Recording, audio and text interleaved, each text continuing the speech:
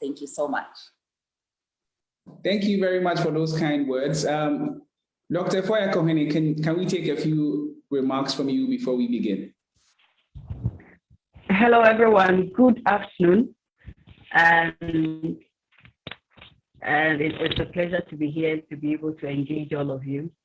And as Christabel just said, it's a good platform for us to celebrate women and also to celebrate the men who have been supporting us and pushing us forward. So as always, International Women's Day is a day set aside to recognize the significant contributions that women have made to diverse fields and the advancement of the gender. And it's also another opportunity to bring attention to the challenges or the issues that women face, be it social, political, cultural, and the like, as avenues to advocate for the advancement of women in these areas. So I'm glad we are going to talk about this. And I'm glad we are going to talk about it in the space of international relations and looking at Ghana's foreign policy and how far we've been able to push the agenda of women and the milestones that are yet to be covered. So thank you. Thank you very much, Dr. Ekohene, for agreeing to be part of the panel. Your Excellency, if we may take a few remarks from you, and then we can begin.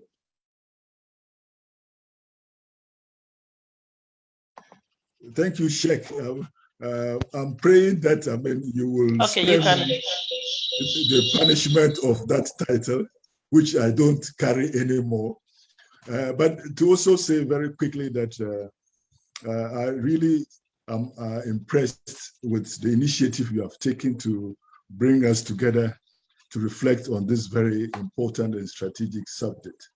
The world is undergoing a silent revolution in the area of women's engagement in governance, especially, and to focus on the Foreign Ministry of Ghana is just an entry point to open us out into the other areas. Because by the time we finish, I believe we have realized that there's a revolution happening in the foreign service, but that is also because it is enabled by the larger Ghanaian environment, starting from the university and lower levels of our education as well. And that this revolution is happening at a global scale, as our sister just reminded us about, and also happening in Africa, as we'll soon see how African governments are appointing more and more female as foreign ministers. And in Ghana in particular, having back-to-back two female women women as foreign minister. And it's not surprising. Ghana is the place of Kwejiri Agri, an Omabu of Africa, who said to educate a woman is to educate a family.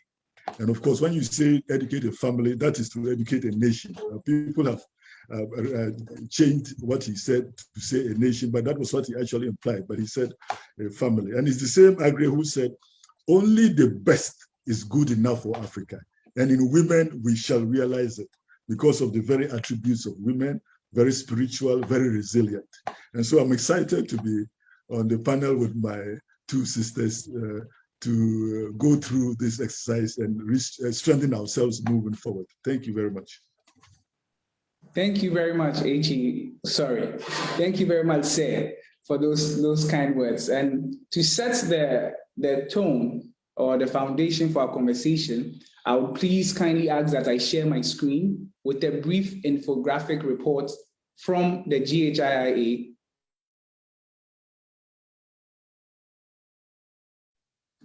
So kindly give me a few. Yes.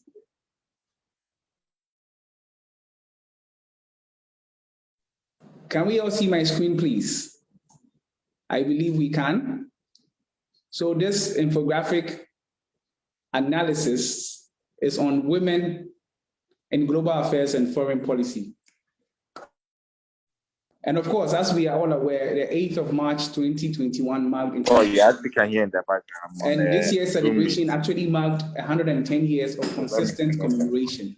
And the theme for this year's celebration is the Choose to Challenge. So we are the GHIA in marking this event. We choose to challenge the rest of the world to recognize what the GHIA, what the Ministry of Foreign Affairs in Ghana are doing.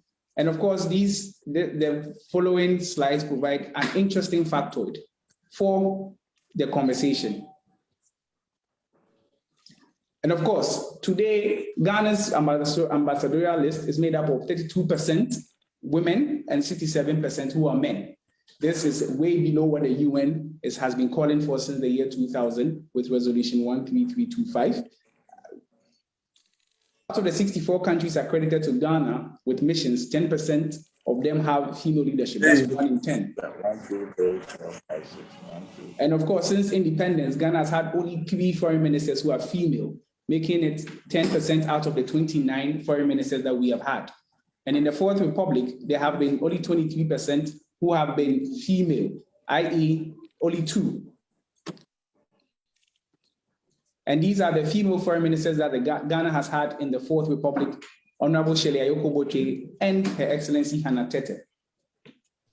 And of course, an interesting fact that came up is that Ghana's envoys to key multinational organizations today are all women. Ghana's permanent representative to the UN is a woman in the person of Her Excellency Martha Pobu.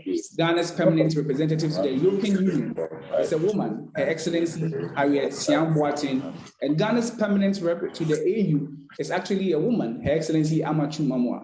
And out of the 190-something countries in the world, only 14 have female foreign ministers at this time. And out of that 14, 8 are in Africa and 2 in West Africa, being Senegal and Ghana.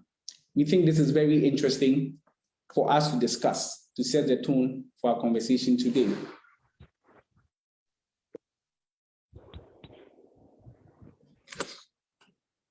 And an interesting factor that popped up was that since apartheid, South Africa has had all her foreign ministers to be female, except 1. And that is a brief infographic report on what we thought were interesting factors in this year of marking International Women's Day and Ghana's place in women empowerment in international relations. So now to set the ball rolling, I'll ask my very first question.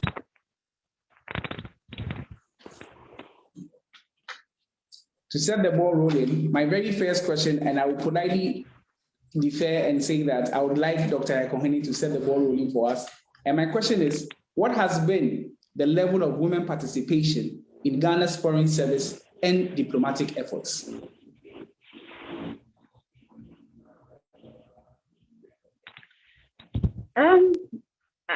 I can gladly say that it has been encouraging. Because of Ghanaian women being ambassadors, as compared to what we had in the past, it's encouraging.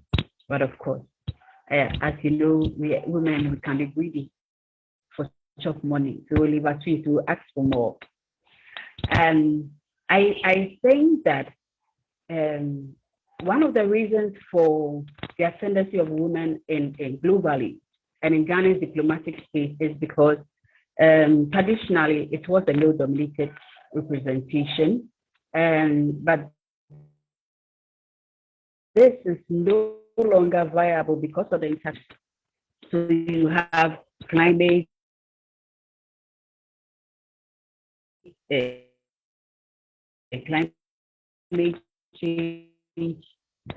challenges, farming, which requires fresh insight. And if it requires fresh insight, it certainly would come along with fresh access. And women has therefore taken opportunity of these gaps in them to make their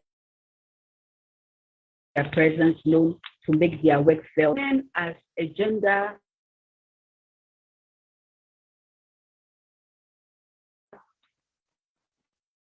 as the statistics show, they have been subjugated, but when they come along, they bring in what I've noticed. Why? Because they wear a much more gendered lens. Why? Because the issues of life affect men differently and it affects women differently. So this has been quite good. If you look at Ghana's foreign ministry, you will see that there has been a change in the number of women who are recruited. If you go to the administrative class, branch A, women make up almost 40% of the number of 33%, but they are more at the secretarial branch where you have about 90% of them. And if you have 30% of women ambassadors out there, then I can definitely say that it's been encouraging. And when you move out of the Ghana's foreign ministry internationally, at the UN level, AU level, ECOWAS level, World Bank, ILO, IMF, you would see an increment in the number of women who are thriving, who are flourishing. Let me say, has not been gendered. They are doing a fantastic work. And I think these are the reasons that has opened the room further for other women to be brought on board, because they see that once the woman has the knowledge, she has the training, she is well supported and well resourced, she can do a good work. So I'll leave it at encouraging for now. Thank you very much, Dr. Yakohene. And also my final panelist is on the call. And like I said, I'll be introducing— Hello, Chef. Yes, Doc. Dr. Yakohene, can you hear me, please? No, I was done and I couldn't.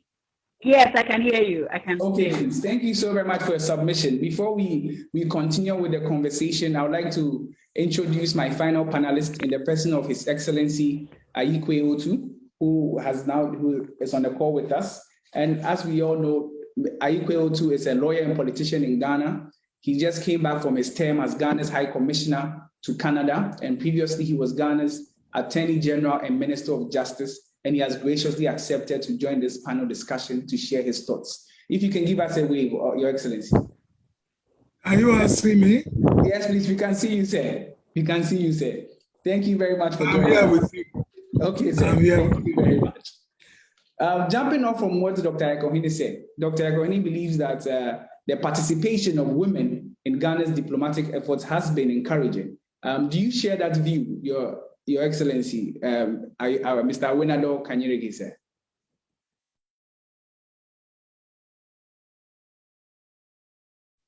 Sir, you're on mute, sir. Yeah, I do share her views. Thank you, Sheikh. As I mentioned earlier on, by the way, welcome on board, Ambassador and former Minister as well. My respects. We miss you on Joy TV panel discussions. I hope you come back to me. I'm standing by. What they call you. Thank you. Thank you. Welcome home. Now, so to add to what Dr. said, there's a silent revolution that is taking place, not just in the foreign service of Ghana, not just in Ghana, but in Africa and beyond. And the foreign ministry is an interesting example in the sense that when I joined the foreign service, women in general faced a challenge of even wanting to work in the foreign service. The challenge of women had to do with the nature of diplomatic postings and how it could affect their marital life or their quest to get partners. And then from the ministry itself, there were other considerations. And so to look at what has transpired over the decades to bring us here, as she said, is very encouraging and promising. Because from a minority of females being recruited in the service, today we have a majority female relative to females. So what we are going to see down the line is that in another couple of years, the top management of the Ghana Foreign Service will be by females. and not what we are currently seeing. So that is what makes it very encouraging. And the trend that has been set by the two different administrations of maintaining a female at the helm of diplomacy is also a very interesting development. So as you said, I do share her views on that. Thank you. Thank you, Echi. I just want to throw this interesting factoid in there. According to a recent study from the Legon Center for International Affairs, a graduate student there, as of 2015, the gender representation or the gender of foreign service employees stood at 40% women and 60% men. But as we speak today, 2020, that number is significantly lopsided in favor of women in the majority. But my question, and I would beg that Ms. Dazi take this question, does that reflect in key positions, key appointments? Because per the infographic report that we saw, out of over 60% of women at the foreign ministry who may or may not be in line to become ambassadors, only 32% of Ghanaian ambassadors in the field are women. Do you think that this representation is a good representation that informs the participation of women, and that are women represented at high levels of the Foreign Affairs Ministry in terms of the posting and in country? Thank you very much, Sheikh. I think I'm an outsider to the Ministry of Foreign Affairs, so I don't want to have my submission that goes directly into the inner workings. I believe the ambassadors and the professor are probably best suited for that. But I do want to touch on the fact that the numbers that you give evidently tell us that it starts off big and then it goes like a pyramid and it becomes really small at the top. And I think this is what we're seeing across the board, you know, and I'd like us to also look at the women in diplomacy to be beyond the foreign ministry in Ghana to the world, but also, as Professor said, including institutions like the one I work for, the World Bank, the IMF, the AU, all of these encompass the foreign affairs, international relations space. And the reality is getting women involved across board is really where you see the change. So that, for instance, if you had a Ghana foreign ministry that was heavily filled with women at the top, but that was it. And across the world, it wasn't reflected, you can't really see the change. Because as you know, in international diplomacy, we are interdependent and interrelated. And so it's important that across countries, we're seeing this change across the continent, particularly looking at regional integration, that we're seeing this change across board. And so I will say that Ghana has been an example. I think we've seen it and it's evident, and we're seeing the change as a result. But it's important for us to look beyond Ghana to see what is ECOWAS doing and what is the AU doing to have more women there. And then in the space of international affairs, I think a lot of people, for example, look at women in leadership and then they think of women in governance as in politics. But there's also that importance of women being involved in the international multilateral organizations, because you will see a change at that level as well. I, for one, am looking forward to see what Dr. Ngozi is going to bring to the WTO. I think it's a major, amazing breakthrough to have an African and an African woman leading the World Trade Organization. And we live to see what legacy should be able to leave beyond. So my point is, let's take a look at this broader. We are doing very well in Ghana, but because it's international affairs, we need to see how the global space is also answering to this question so that we can make a true change with women at the top. Thank you.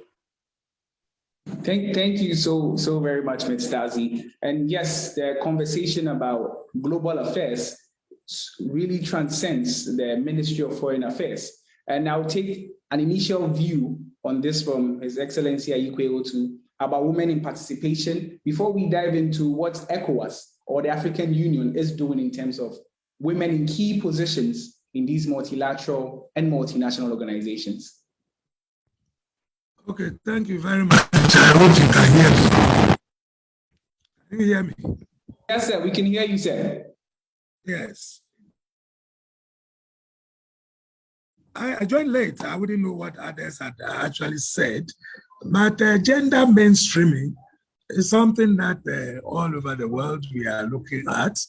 Feminism is something also on the rise. So I am not surprised if more women are being recognized.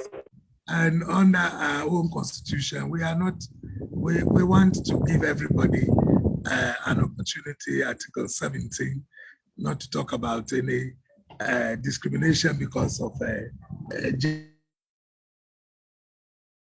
gender. So I am not surprised if things are moving well in that direction. As to whether or not the those in line to become ambassadors are not what we are expecting, I think it's still part of the gender mainstreaming thing. I mean, today, if you have a woman heading the WTO and an African as well, I believe that as we keep doing the gender mainstreaming, they will get there eventually. If as their husbands, if you like, begin to understand that they are free to move about and take part in what is expected of them, and let them also express their their views and contribute their quota, it will become easier for the men to say, look, I don't have any objection. If you have been appointed an ambassador, you want to go, you can go. In fact, as we said, like Awinado will tell you, we also have a club of women who are spouses of the ambassadors, and where they happen to be women, then we have men who are their spouses, and they also have their club, and they contribute what they have to contribute towards the success of their mate. So with time, people will begin to understand the issues, and I believe things will work. So I am not surprised at all. I mean, it's in line. Today, we have a first woman vice president in the US. I mean, something that they have not thought about. But Germany did it, India did it, Bangladesh did it. It's all a question of time. And I think it will work. So I wish them well, and who in the background will continue to support them, that more and more will get appointed. Thank you. That will be my contribution. Thank you very much, AG. Very poignant point you make about the spouses of ambassadors and high commissioners. And then we are aware that there is a club or an association of spouses of heads of missions in Ghana that also do a lot of good work. So indeed, the role played by women in international affairs or international diplomacy efforts is not relegated only to the being in that position to do the work, but also supporting whatever efforts that they do. Now, what I have to ask this question. So once again, according to a recent study, the COVID-19 pandemic has brought the issue of female leadership very high on the agenda, with some people even suggesting that countries that have fared better, have done so because of female leadership or females at the helm of affairs. Jumping off of this, I would then ask, what has been the highlights of Ghana's foreign policy or Ghana's foreign affairs ministry from 2013 till now? What has been the big takeaway from the foreign ministry since 2013 till now? And I'll take an initial comment on that from Mr. Awenado Kanyerege, please.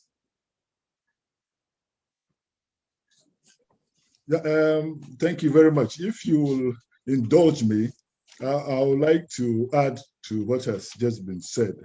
In terms of the trend, you gave us some data on percentage of female ambassadors, and I think we need to disaggregate and in order to see what could be the likely trend. As High Commissioner will confirm, the ambassadors are composed of two subcategories: the political appointees and the career appointees.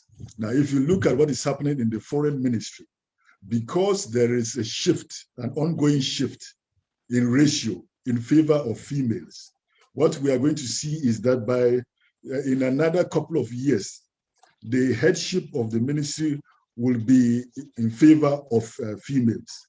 And so when the minister is proposing to the president to appoint ambassadors, you'll be seeing more females. that is not likely to be the same from the political side if certain things are not done. And that there's a need to do a lot of work in that area, especially with our political parties that have a role to play there. So now, and then the second quick comment is to do with ECOWAS and AU. I think it's important to highlight this fact that the African Union is not just relying on the goodwill of its member states to help it to put women in positions of responsibility at the highest level at the AU. They have actually taken decisions which are binding, which now compels us that for appointments to the AU Commission, you have half female, half male. That is compulsory, obligatory. It's not left to the discretion of the member states.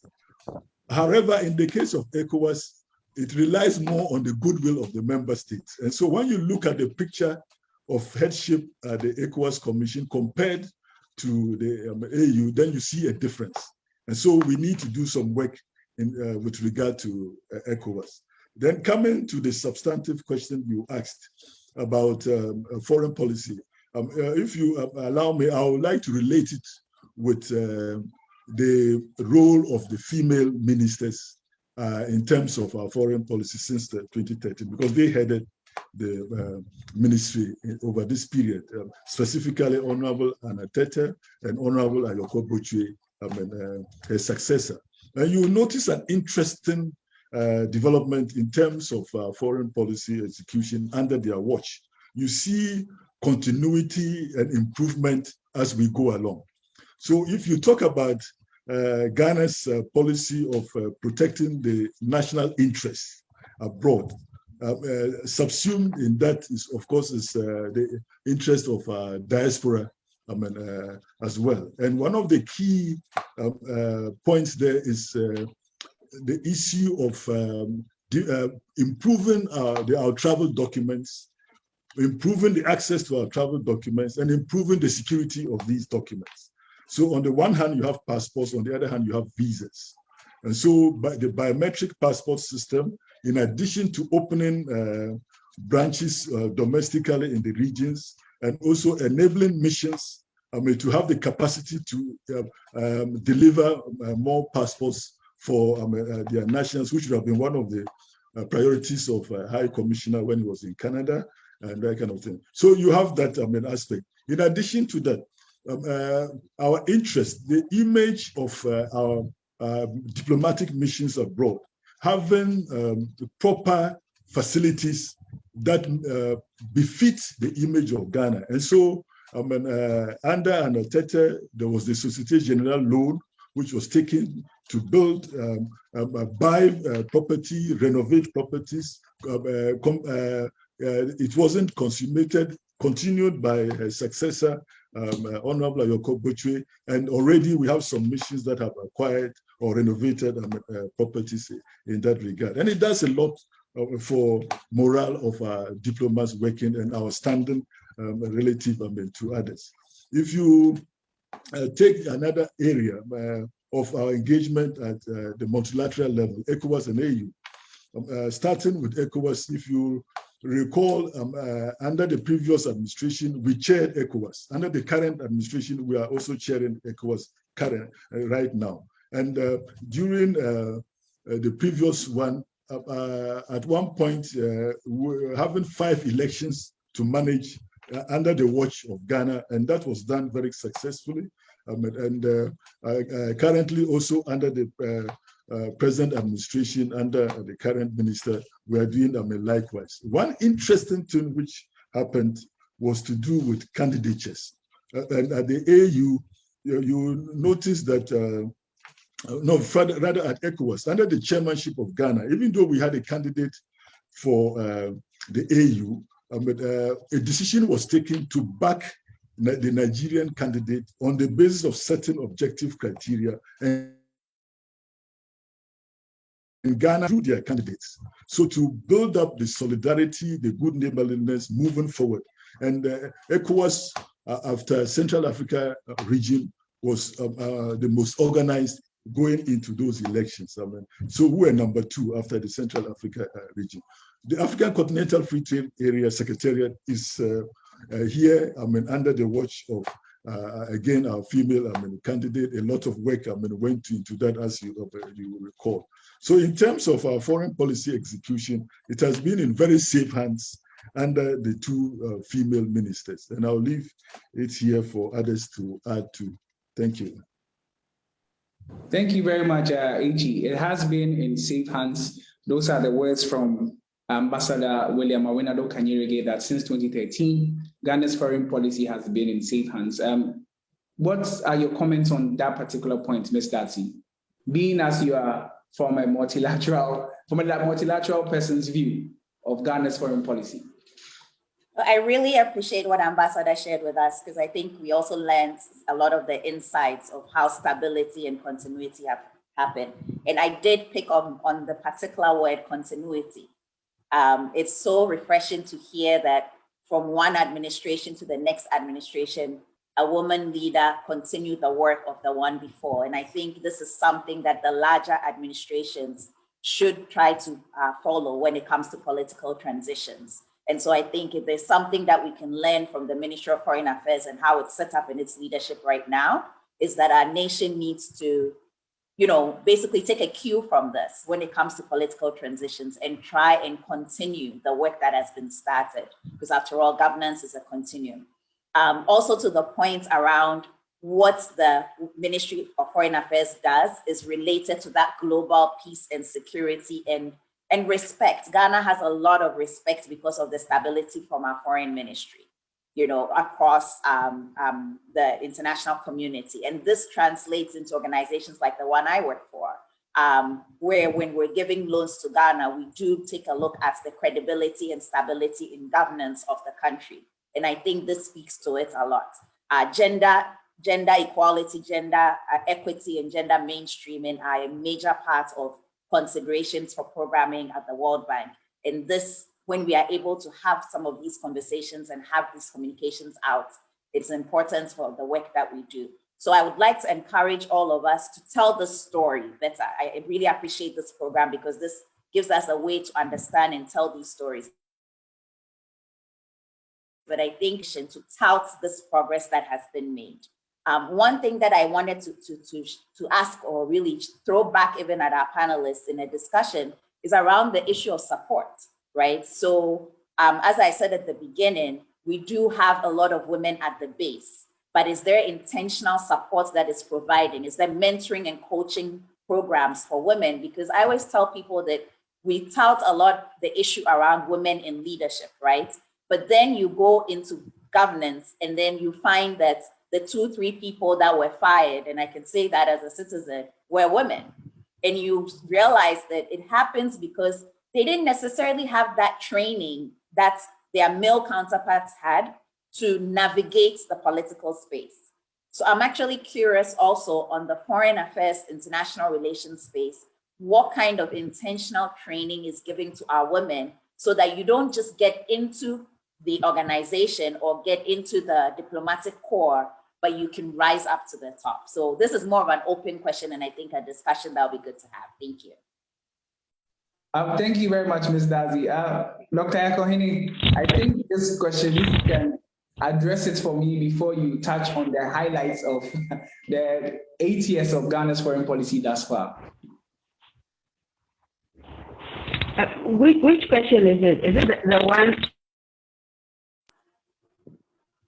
Doc, I couldn't hear you, but I was just asking. Just asked on it.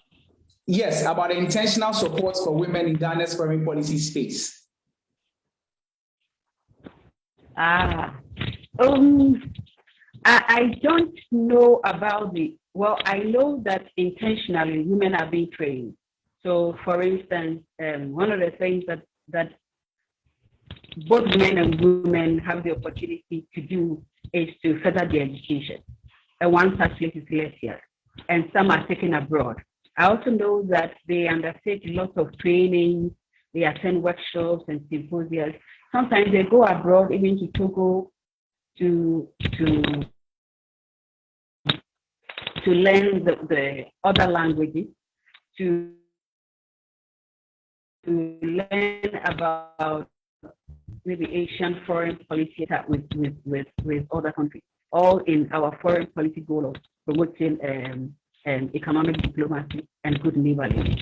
But as in whether there is a structure in-house that is intentionally has assigned time and strategy to mentor and coach, I don't know. All I know of is that you work with whoever you work with, you learn. They teach you as they go along. So it's something that we can find out from our ambassadors if there is an intentional one as that. If not, what can be done to have this? Because this is fantastic. It's fantastic. So if I could go on further to the question that I asked about the highlight.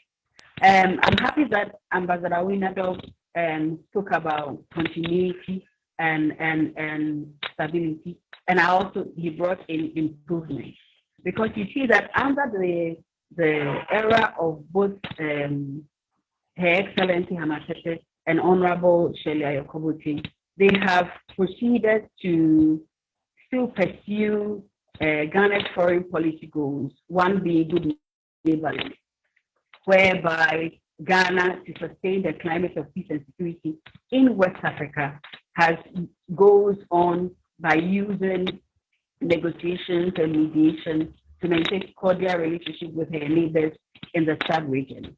And you also see Ghana earnestly promoting regional integration and you can see that this is one of the flagships, and this has started right from the era of Nkrumah, where he made it his foreign policy goal for Africa, that he will ensure that every other country gets their freedom. And Ghana has moved along in this way in pursuing regional integration and in pursuing African unity.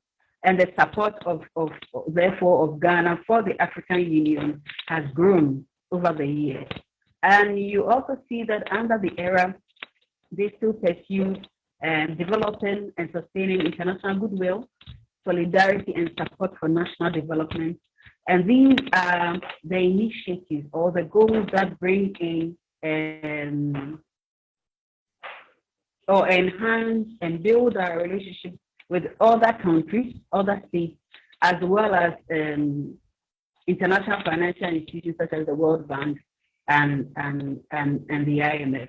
We still pursued economic diplomacy, and Ghana has taken advantage of this to have much more better preferential arrangements and multilateral trade agreements with other countries, as well as the European Union.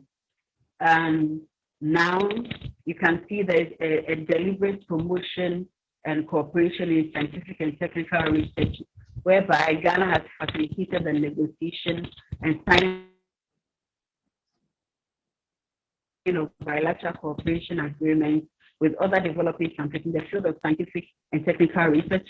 Then you can see human resource development, and Ghana is giving scholarships to its citizens to improve on themselves, or is benefiting from scholarships from other countries. And now with COVID, the promotion is tighter. Ghana is promoting cooperation in the health sector. We did see the Cubans coming in to help us, and we've always had this relationship with the Cubans anyway. So we are just leveraging on that which we have. And you also see at the sub-regional front that both under Hanatete, the ministry worked hard to have Mahama as a chair, and now we have President Akufo-Addo also as the chair of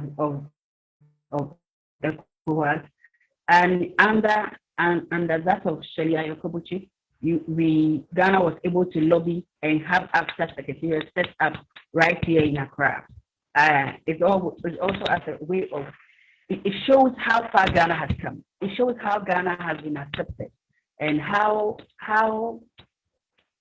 bright our future is if, as a country, we are able to put in the right strategies to take advantage of some of these benefits that we have gained as a country.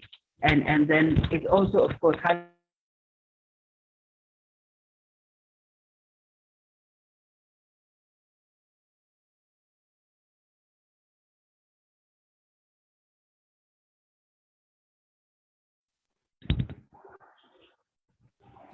Hello, Doc. Hello, Sheikh. Yes. Unfortunately, your final sentences were drowned out. I think your network is stable. If you could just sorry. No problem, Doc. Just your final 3 sentences. So did you hear the part about after? Yes, please. We heard about after secretariat. Yes, please. Okay.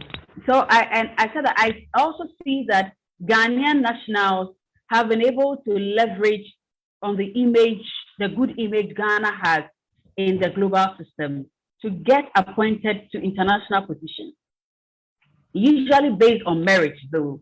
But there is this thing about being a Ghanaian, and sports opened the way for us.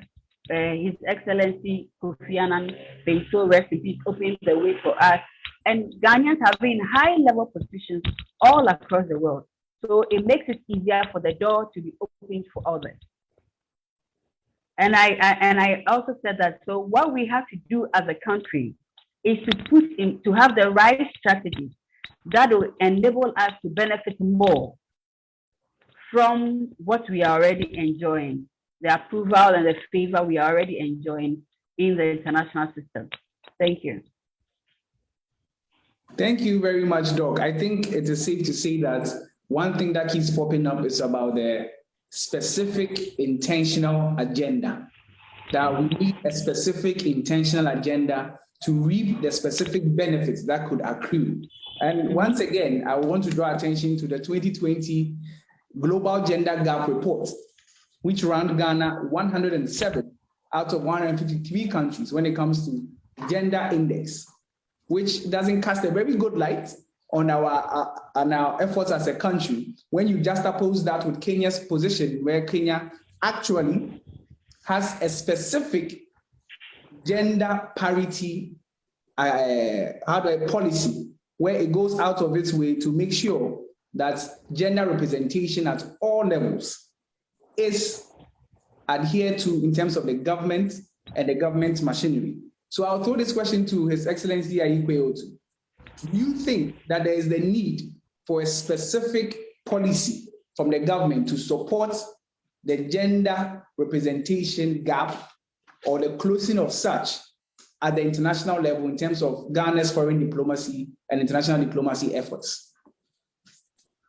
Well, thank you. I believe that throughout the campaign manifesto, papers that were put up by the government as early as 2016, before the gender issues were very high. We could even pass the what was that bill to make sure that women are recognized. Affirmative action. Affirmative action. Mm-hmm. Yeah, that is also still on that we are looking at. And I believe it's even been touted as one of those that they may want to pass this year. So clearly, government has shown the willingness, to just ensure that women are promoted. I believe during the discussions on the manifesto in 2016, there was something that came up about the African agenda of making sure all appointments are 50-50, which we understand that Rwanda has now achieved or something. These were all the cultural issues where like women were not allowed to further their education, and therefore men happened to be in the forefront, and also the issues of marriages and early childbirth and things which affected the progress of women. To the extent that there was a time in Ghana if a woman becomes pregnant whilst attending school, they have to be sacked. Today, they are saying, no, allow the woman, let her go and have a child and come and continue schooling. These are all, I think, attempts at making sure that women are given full opportunities. I don't believe that the number of women ministers or the women parliamentarians in Ghana now is anything near the 50-50 or the half, if you like, in terms of parity. But we are working towards it. And it all depends. You know, whilst I was in Canada, the president attended what they call Women Deliver Conference, you know, and there was a talk about the efforts that government was making to promote women. And you will find that the president did a conscious effort during his first term to appoint more MMDCs who are women. I believe he may even repeat some of them again. He made a very conscious effort. I remember belonging to Crowell constituency, Legma, and we were fighting that the tertiary people had more candidates than we have. So we wanted a candidate from our place. And the old man said, no, and it's going to be a woman. And unfortunately for us, the lady came from Tashi.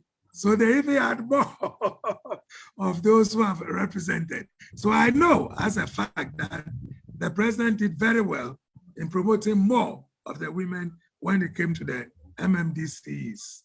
And I would not be surprised if he maintains that. So that is an effort. I have the sector medium-term development plan of the ministry, and I was looking at the number of women as against men appointments, and I don't think it looks bad, even from the senior position up to the juniors. You have a lot of women who are working in the ministry. As to whether there is a very, very clear, conscious effort to push women, I think that if you ask me, the president's agenda is to make sure that women are given the opportunity. So that would be my take on that. Thank you very much, Your Excellency. Just to buttress what the Excellency said, yes, there is a conscious effort to increase women participation in politics. And as of 2019, Rwanda has the highest in terms of percentages, with 51.9% of its political class being women. South Africa has 48.6%. Ethiopia is at 47.6%. If you come to Ghana, and please permit me, as of September 2020, 12.7% of our parliamentarians were women, 19.25% of our ministerial appointments were women. And like Ambassador pointed out, Kanyerege pointed out, when you disaggregate the political appointed ambassadors, 12.36% of them were women, and there were 17% of Ghana's MMDCs as also women. So yes, indeed, there is some movement on that. I think the question I would like to ask is that should there be a specific policy in the case of the affirmative action, which is still being debated? It has been laid in Parliament. I hear, we hope that it gets passed, but should there be a specific mention of women representation in terms of Ghana's international diplomacy efforts? And this, I will take Dr. Akwane's comments on this.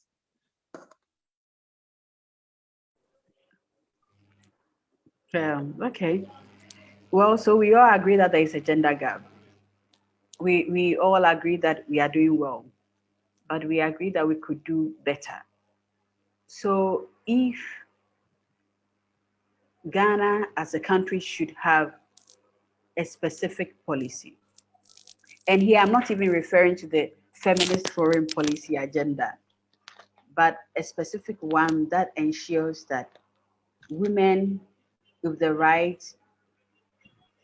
credible training based on merit, not just based on adding women and stirring the soup, will be given more opportunities if and when they arise. It will be fantastic.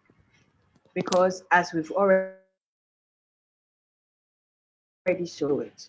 So if we are able to do it, then give us the nod anytime the opportunity should arise. Because I am against having women for women's sake. I do not think that because we want to answer the question, where are the women? So now they say, oh, add women, add women, add women. Because in the case of Rwanda, they benefited from a post-conflict situation. Because that is what the space also, post-conflict space also offers. But thankfully, we haven't been through that. But what can we do deliberately is by, if there is a policy, amazing. But you know, we suffer from enforcement. The laws are there, all right, the policies are there, but the strategies are not enforced. So how then do we enforce it to close the gap, the gender gap that we do have? That will, for up to, let's say, as a country, we can give ourselves 5 years or 10 years to close the gender gap so that there'll be gender parity. We've seen this work in our universities.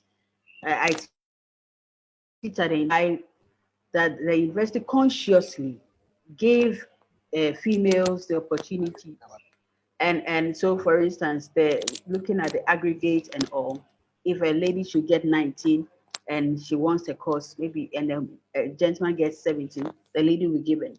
And this was also done across regional basis. So those in the rural areas got this opportunity. And now we have more than reached parity. For the last 3 years, I think in my master's class, females have been more than males. So then it brings the question again, what do we do when we regain parity? Do we open the space up further so that the system itself works? And then it works by us having the best in there, because this is Ghana and this is diplomacy.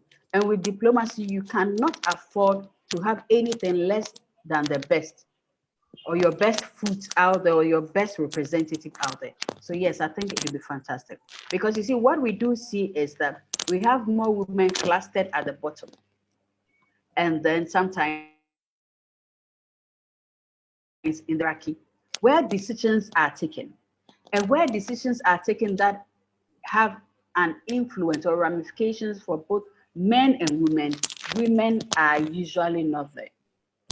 And here is why the UN Security Council Resolution 1325 is key. Engage us in all the processes. Because you see, as a man, you can see things from a man's perspective.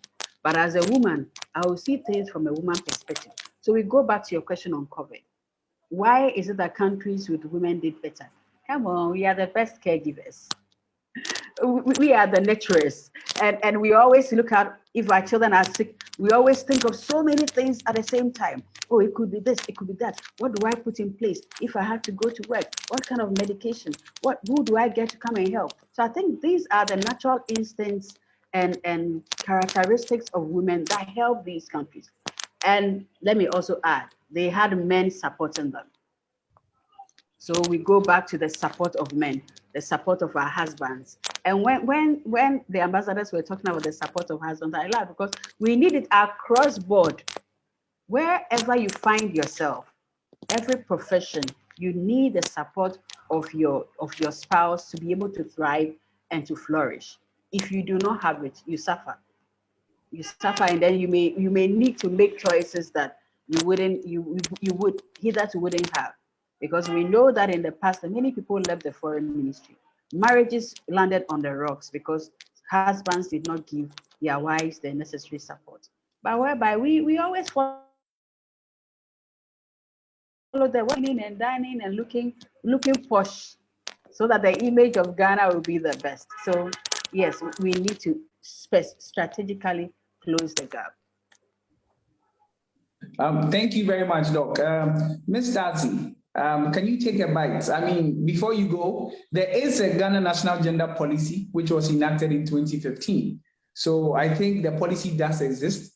I think a very interesting aspect has been thrown up by Dr. Akawani in terms of the implementation or the enforcement thereof of said policy. So if you could just briefly touch on it.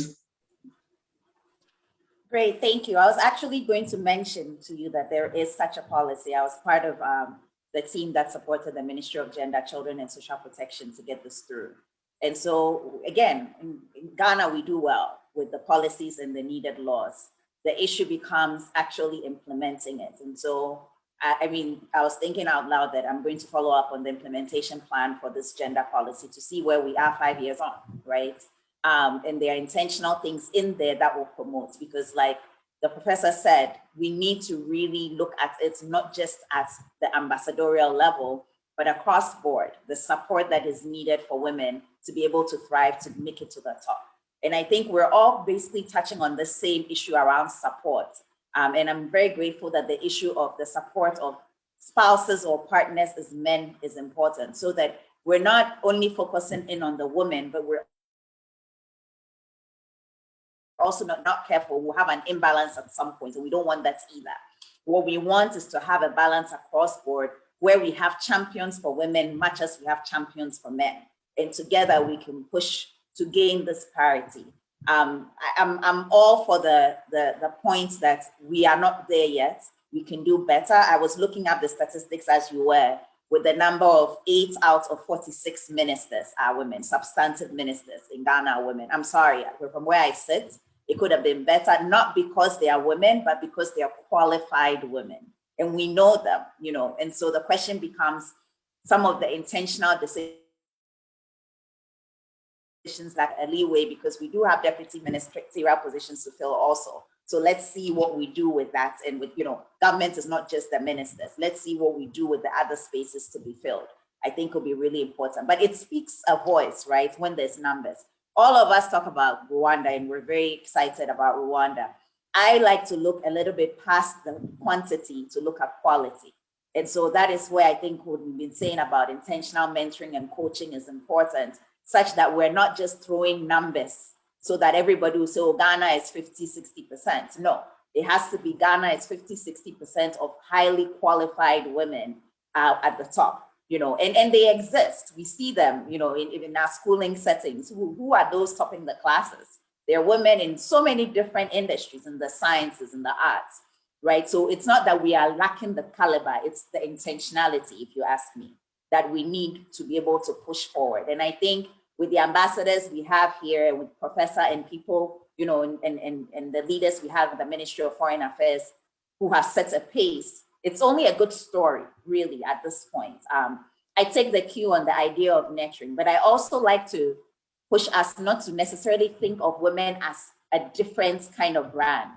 We come with the same kind of feistiness, the same kind of diplomacy, the same kind of, I mean, why is it that when a woman gets angry, then people say, oh no, a lady shouldn't be? No. We are going to attack the issues exactly the way our men do. It should be a balanced field. Just before the elections, I was using my Facebook page together with some friends to push for women. And what I said there was, I think it shouldn't matter what your party is, but let's treat the women candidates exactly the same as the men. And I think if we really do that, we'll realize that we have a whole lot more women to put at the forefront. Because can somebody argue with me and tell me that all the men who have been put in leadership positions actually are the best fits for the job? I doubt it. So similarly, let's go out there and intentionally select the women. They exist. I think one thing that we find that may be the gap is a lot of women tend to prefer being technocrats versus being politicians. And that is where the issue becomes. So you have to be intentional about picking people that may not necessarily have come to, you know, go to the field to go support your party. But if they are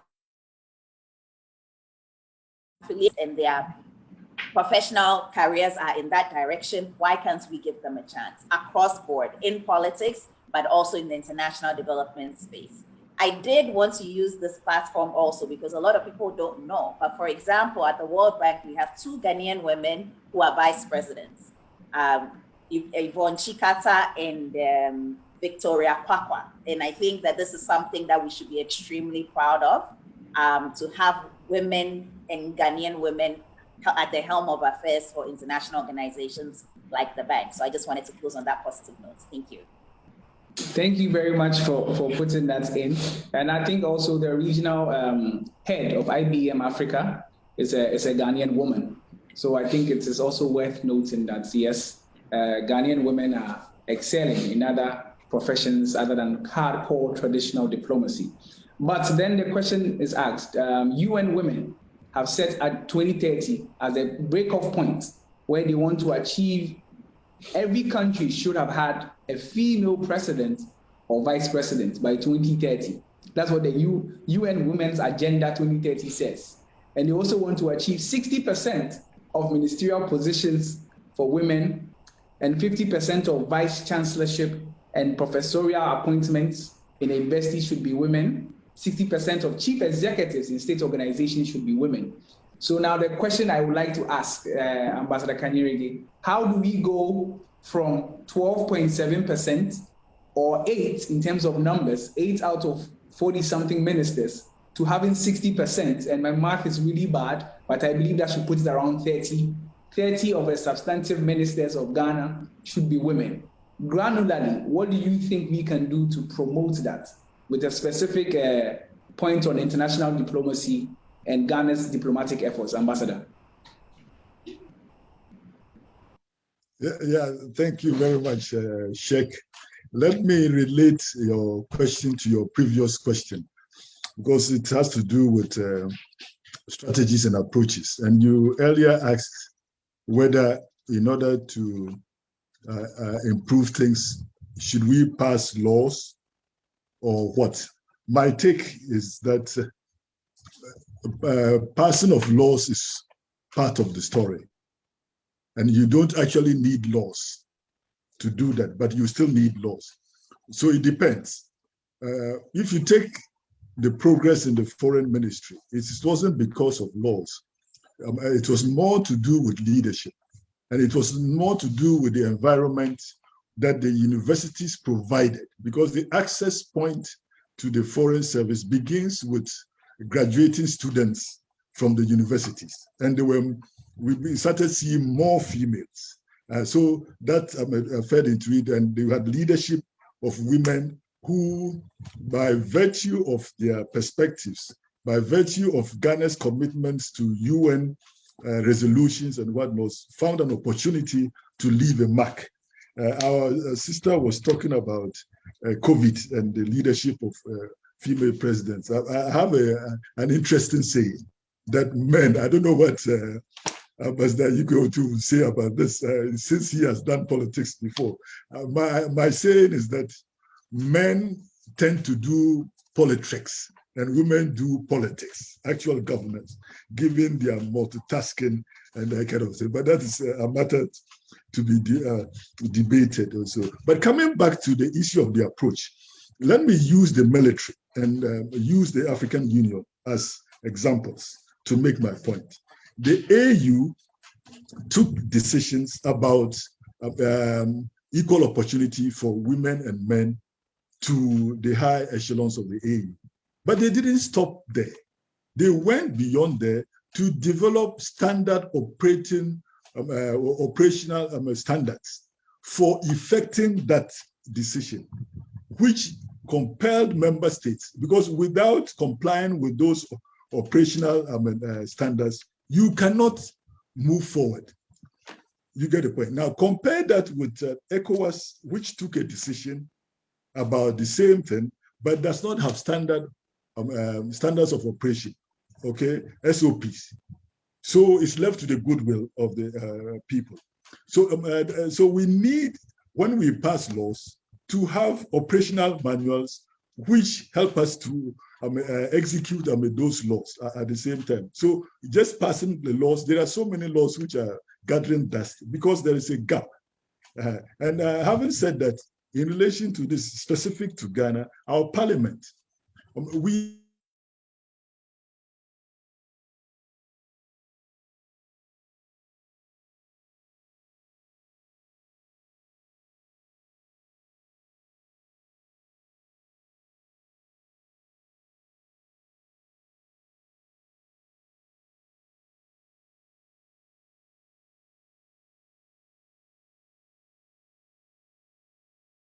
are moving. We should be ahead. This is where Kwejiri Agri came from. Ghana is where Justice Ani Jiage, who drafted the first document, legal, which helped us to have the UN resolution on eliminating discrimination against women, from Ghana. So where we are, like our sister said, we are doing well, but we have no business being where we are. So in terms of approaches, let's have laws, let's have clear policies, whether it's from Parliament, but let's also have strategies that help us to implement those laws. We shouldn't leave it at that. Is that gap that we must fill. So when you pass the affirmative action bill, let there be SOPs to guide all the government agencies to implement the laws. But if you just pass the bill into an act, it can gather dust and it will be at the whims and caprices of whoever is occupying a position. So that's what I have to say about that. Thank you. Thank you very much. I think my biggest takeaway from this would be that we need a specific strategy. And I think the strategy that has been outlined by Ms. Dazi is quite poignant for today. I think the training and mentoring, is very, very key. And not just from the government point of view, but also from an individual's point of view, from an organization's point of view, who is not in governance. So I think that's one thing that I would be personally taking forward from this, would be specifically getting in touch with some of the people on this call who are interested in mentoring and training women in certain key multinationals, key international organizations and non-governmental organizations. That being said, I'll move on to my next part of the conversation, which deals with, is it time for Ghana to have a feminist foreign policy? Or I should ask the question we asked in the pre-panel discussion. What is state-sponsored feminism? And I believe that Dr. Akohene volunteered to shed some light on it. So please, Dr. Akohene, if you could take it. I like the way you put it on me. So let's take let's look at that of the Swedish, right? What's the Swedes are doing at the moment. So one of the things that they are looking at is that their foreign policy, their Swedish feminist foreign policy, and their service is contributing to all women and girls. They are looking at the full enjoyment of human rights, freedom from physical, psychological, and sexual violence, participating in preventing and resolving conflict, and all that. And in order to do this, the government's work is guided by 6 underlying objectives: an even division of power and influence, 1; 2, economic equality; 3, gender equitable education; 4, an even distribution of unpaid housework and care work; 5, gender equal health; and then the other is an end to men's violence. But what I like is the approach, and then the core of their feminist foreign policy. It's summarized under 3 R's. They look at rights, representation, and resources. So how can we push so that our men and women can enjoy their full rights, although their focus is on women and girls? Then the second one is representation. How can we promote women's participation and influence in decision-making at all levels and in all areas, seeking dialogue with women representatives at all levels in their society, including civil society? And then the third one is the resources, that the Foreign Service is working to ensure that resources are allocated to promote gender equality and equal opportunities for all women and girls to enjoy their rights.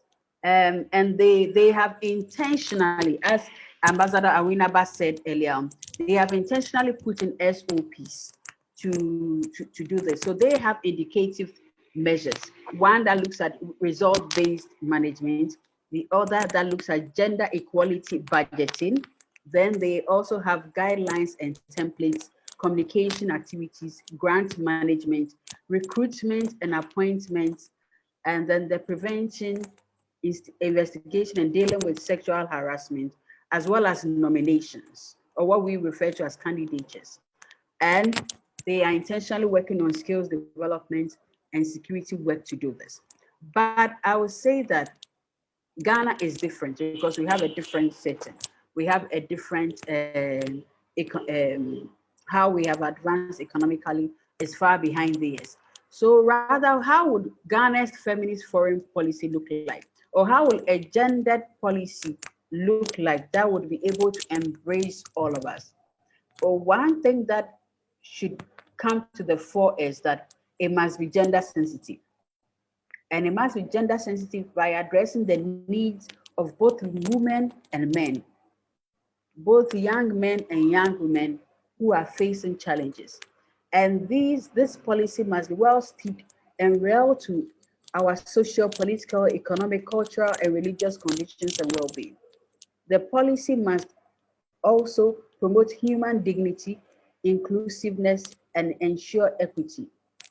And in order to be able to do away with the structural and institutional roadblocks and obstacles that we have in implementing or executing policies, we must make sure that these policies address issues of cultural relativism and ethnic relativism and ethical relativism or principles, seeing that we have a different setting from that of developed countries. So how can these policies be able to address and root out problems or challenges that affect minorities in society? It could be people with disability, the people aged, or young girls, people in rural areas.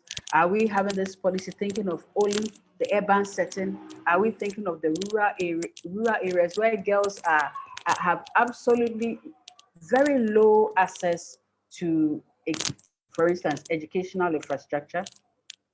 And the policy must also be clearly designed. It should establish workable structures.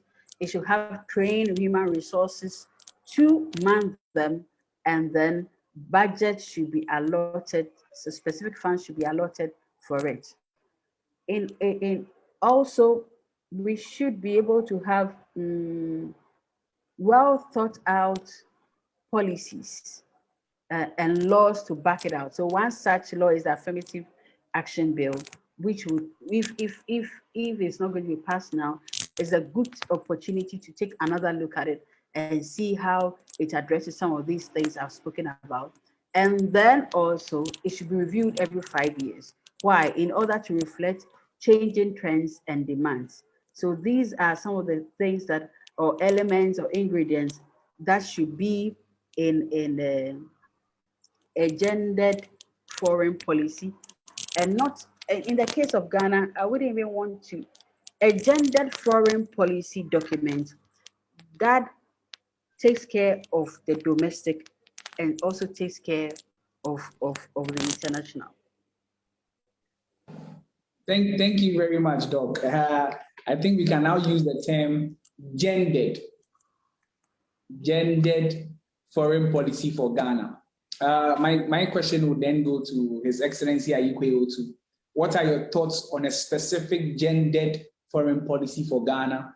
What are some principles underlining this that you would like to see? Some strategies that you think that should be part of this gendered policy? And like Dr. Ekohene said, every policy is toothless without a budgetary allocations to implement the said strategies. So what are your thoughts and comments on this?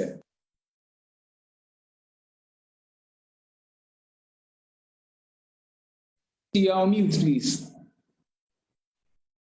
Yeah. Am I okay now? You are okay, sir. Let me say that there are precedents that we can always follow. Like Madame just said, I think she looked at the Swedish one, isn't it? Now we also have the Canadian one, which we dealt with when we were there a lot, what they called Canada's New Feminist International Assistance. and it applied a human rights approach in promoting 6 interlinked areas for action: gender equality and the empowerment of women and girls; 2, human dignity; 3, growth that works for everyone; 4, environment and climate action; 5, inclusive governance; and 6, peace and security. I think this is a policy document that we can always look at. And in expatiating it, for example, the minister said, in taking action in these areas, Canada will advance a more flexible, innovative, and integrated approach toward achieving gender equality and addressing the root causes of inequality. This approach also aims at reducing poverty, building peace, and addressing humanitarian crises in the world's least developed countries and among its most vulnerable populations. In support of Canada's new Feminist International Assistance Policy, Minister Bibio also announced today the new Women's Voice and Leadership Program. As part of this initiative, the government of Canada will allocate $150 million over 5 years to respond to the needs of local women's organizations in developing countries and are working to advance the rights of women and girls and promote gender equality. This will make Canada a leading donor in supporting women's rights organizations in developing countries.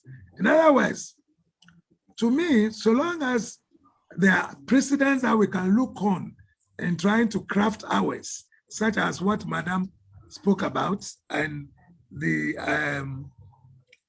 Canadian Feminist International Assistance thing that we were bombarded with at almost all their meetings, you know, that as for them, yes, they are prepared to help the women. So let's have your programs. And see, my only worry, if you ask me, is that some of the aids are spread over too long a period and the amounts involved are not much. And therefore, after a whole period, you don't even see what has been achieved. And when I was there, I used to complain that if you want to help us, please, if you think you have money for, say, 2-year program, why spread it over 5 years? And every year give us something small. It doesn't achieve much. So I kept telling them to look at it if they really want us to, you know. So I'm fully in support of what Madam has said. And I'm saying that we can also learn from the Canadian Feminist International Policy Program. And together, I mean, most of the things it was talking about sync with this, inclusiveness and the rest. They are all there. And they also immediately put together money, you know, what that they want to use to support. You want an administration, it should revolve around some finances. So if you keep talking and you don't have funds and you are not putting the funds there, they will just continue to gather dust. Do we really have the funds to the agenda, to implement and execute the policies? They are there. The policy documents are there. We can always have them. And the only problem is that they said the feminism in America in the early part only dealt with the whites, not Black women. There was so much discrimination against the Blacks, said that as if you are a woman, they don't want to see you at all. But even there, they are doing well to the extent that now we have somebody like Kamala, who has a mixed race, you know, heritage, who has found herself where she is. So I don't think Ghana lacks anything. We need not reinvent the wheel at all. Let's go on with our feminist affirmative action and look at the other policies that are available and see how best we can integrate them. And then mutantis mutandis, find out how we can apply them to our situation here. That would be my take. Thank you very much, H.E. Ms. Dazi, your views on this, ma'am. I believe I agree fully with all that has been said.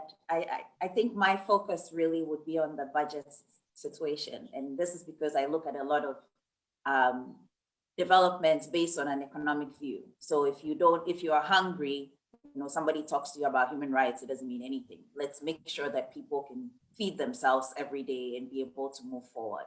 So on that, I think my big take is that we need to put money where our mouth is, bottom line. Mm-hmm. And I really like what Ambassador Ikwe said, which is that if you do it piecemeal, it doesn't make the change that it can make. So how can we look within our own coffers first? Because I think it's important that, in the mantra that I actually really appreciate, Ghana Beyond Aid, is that we take a look internally and really chart our strategy of how we move forward to get gender equality and to mainstream gender really within our systems across board, from international affairs through economic development and the likes. Now, the other thing I wanted to pick up on, and this is because I have a social protection background, I really appreciated Professor talking about the women and girls in the rural areas. Let's not look at this as one big pocket of women. And because depending on where you are or your access to education or your locality, you're going to need a specific kind of tailored approach towards how you can rise up the ladder. And so I do think that it's important that when we're having these discussions, we inform ourselves of the different dynamics that come with women in different places and intentionally help them. And I think that is actually the part where I agree with the affirmative action bill, which is to ensure that we're not looking at women holistically, but we're looking at women based on their specific needs where they are. And that it will really be the way forward. If we overflood the system with women, then there'll be more to go up the top. Because naturally, if you're already in the system, you will, the more you have in the system, the more that are going to rise. So I think, if there's one thing that we're taking away from this discussion, is for us to look at the intentionality of promoting women's issues from within. One last thing that I'll pick on is, let's not forget the private sector, because in the end, government is an enabler, right? And so government creates the enabling environment through the policies and such, and then we'll need our private sector to also support us to implement some of these. And a lot of the money is there, right? So how do we as government, Ministry of Foreign Affairs and the like, work with the private sector to be able to get the needed budgetary allocation, but for also them to understand the need to promote women in leadership. And I think we're seeing excellent examples of the likes of, Lucy Quest and Patricia Bonais and the others that, it's really becoming, at a point, we won't even need to mention names because it will become the norm. And I think that's what we also want to see on the flip side when it comes to politics and government, that we won't remember there's 5-6 women because there's so many women that it's just, the normal thing to do. So I'll stop here. Thank you. Thank you very much for the submission. And I believe that the point has been made. The point has been made. I think the need for a gendered foreign policy, the need for a specific focus point for young men, young women, and the need to actually enable young women to come into the politics and in the governance ecosystem. I do believe that it has been a wonderful conversation. And what we are taking away, like Ms. Dazi pointed out, is that we have to be specific and intentional in our support. And that it's not just about speaking out for it. It's not about doing pick and choose or piecemeal approach. We need to be specific and intentional. And of course, it must be backed by funding, as Dr. Ekohene said. No matter how specific or intentional you are, if there's no money to implement the policy, then you cannot and you will not be able to achieve the goals of the said policy. And so the key takeaway for all of us from this discussion has been that we will be intentional in our support. We will go out and we will tell the story of the foreign ministry being in safe hands in 2 different iterations of political power. That shows that, like in a previous conversation, one of my mentors said that the house didn't burn down when they gave it to a woman to run the affairs of Ghana's foreign ministry. Twice. It did not burn down. So I do not believe that moving forward, anything hinders the government of Ghana in giving it to another woman and then another woman until it becomes the norm, like Ms. Dazi has said, that we don't even remember that it was just 2 at a point. You're like, hey, that's just how it is. That the most qualified person runs Ghana's foreign ministry, regardless of gender. We do not see gender. So thank you all very much for joining us. We are very hard pressed for time, but I will take a 1 minute closing remark from each of my panelists before we go. I'll start from Ambassador Awinado Kanyerige, just a minute, and then we can wrap up.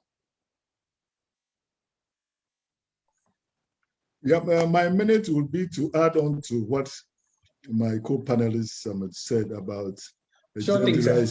To say two things. That first of all, in talking about the gender foreign policy, we need to look inwards and look at our traditional knowledge systems.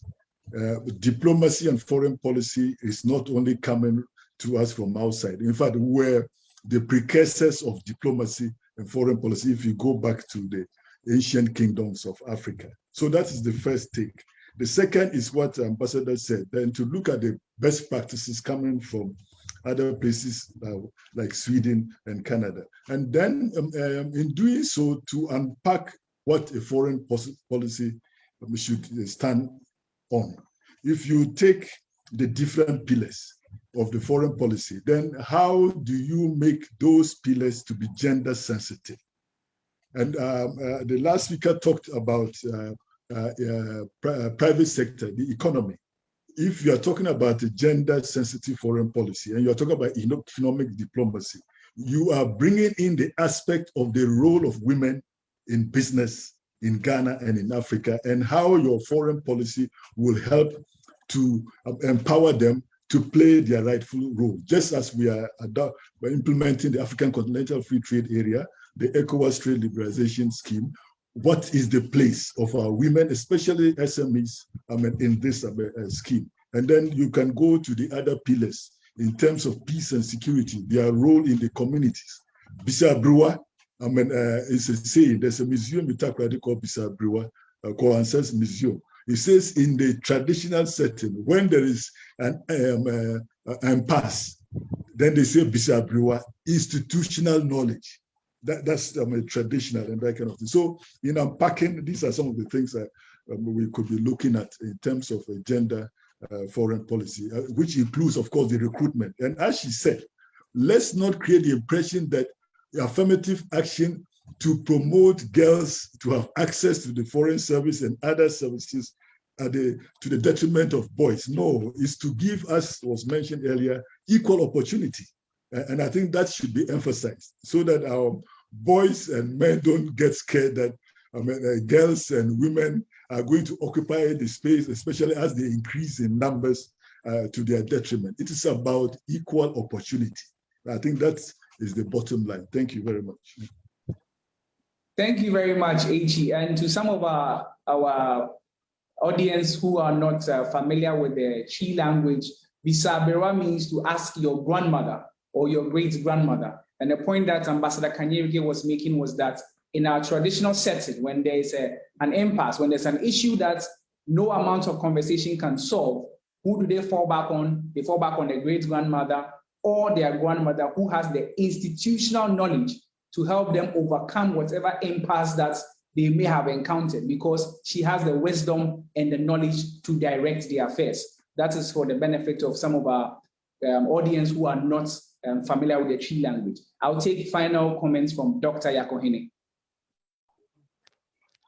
Thank you, Sheikh. So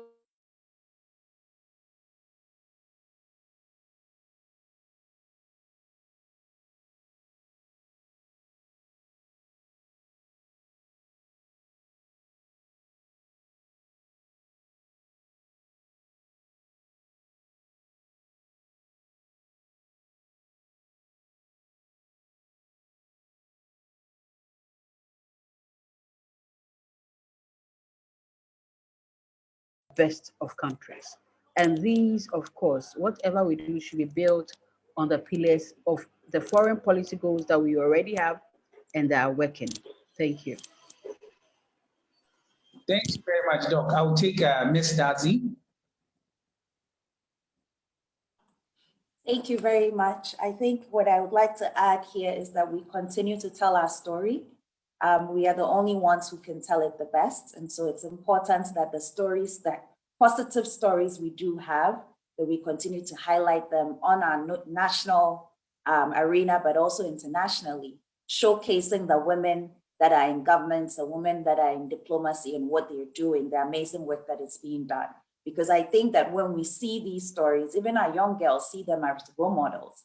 You know, if she can, I can. I think if you look at the US and Kamala Harris being vice president, a lot of the rhetoric around that has been the idea of the fact that a young Black girl today can also believe that she can be a vice president.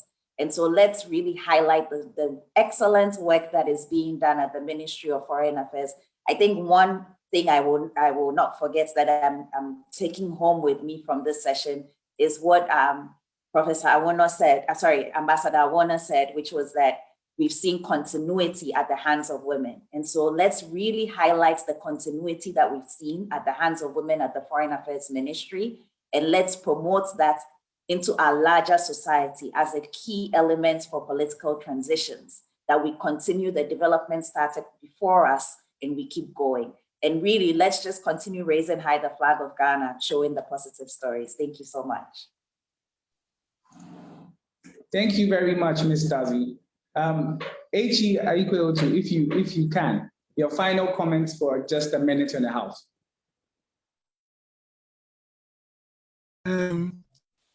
Okay, is it okay now? Yes, H.E. is okay now. Mute, isn't it? Yes.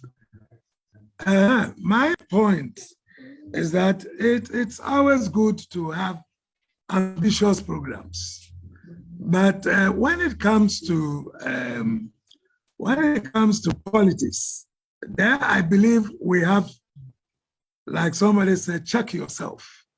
In politics, we are looking at competition and choices and money for campaign and other issues. So to hope that you may have a 60% or 50% of women in either parliament and the rest, that is an ideal situation. That is something we want to work towards. But are we ready? Do we have the funds? Are we ready for the abuses, for the insults, for the hard campaigning that characterizes what we do here in Africa? Even there, elsewhere, look at when somebody tries to complain that she has been sexually assaulted, and then immediately the attack on that person to try and, get her to change her minds and revise her notes. Are we ready? If the women are ready to go through the rough and the tumble of politics, that fire and the thunder and the brimstone, then of course maybe they will get there. But if they are not ready to go through that, nobody is going to legislate. As for this year's election, all women who are already in parliament should be allowed to go. They will tell you it amounts to discrimination on the constitution. So my advice is that let us also be ready to take part in the hard ones, but for the appointive ones, that is when maybe we can say that, oh, Mr. President, help us and let the numbers go high. That is the aspect I want to look at. Otherwise, when it comes to the policies, I think we have sufficient policies. Are we ready to execute and implement them? Do we have sufficient financial backing to help this thing to take off? Those should be the issues. Thank you. Thank you very much, H.E. Thank you very much. I believe the key takeaway is that the policies are there, the implementation is in place, but we might be able to do more on the implementation side. At this juncture, it has been a wonderful panel discussion. I would kindly ask that everybody puts their video on so that we can take a group picture. And this group photo is adhering to the International Women's Day theme. We'll put up our right hand, and then we will take a group picture which we'll share on our social media pages. So if we can all put on our video with our right hand up.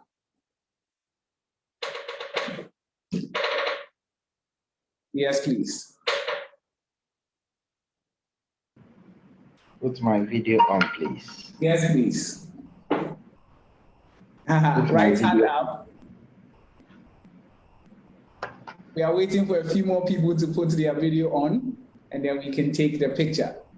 What should be the position of the hand? It's your right hand, sir. Your right hand. I said, what should be its position relative to your head or your ear? As comfortable as possible, sir.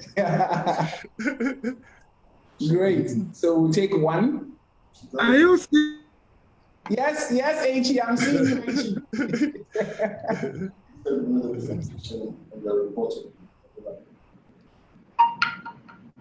Yeah, so we have the picture. Thank you very much for your time. Thank you to my panelists. The presentation and the recording of this video will be hosted on the Institute website.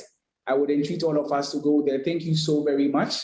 It's been a wonderful discussion. Thank you to Miss Darcy. Thank you, Dr. Yakohene. Thank you, Your Excellency Awenado Kanyerege. Thank you, Your Excellency Ayikwe Otu. Thank you to all the panelists for joining. And we actually appreciate your time. Please check out the Institute's website for the recording of this and the report. Thank you very much. And happy International Women's Day to all of us from the GHI. Thank you. Thank you. Thank you very much. Have a good evening. Thank you. Okay.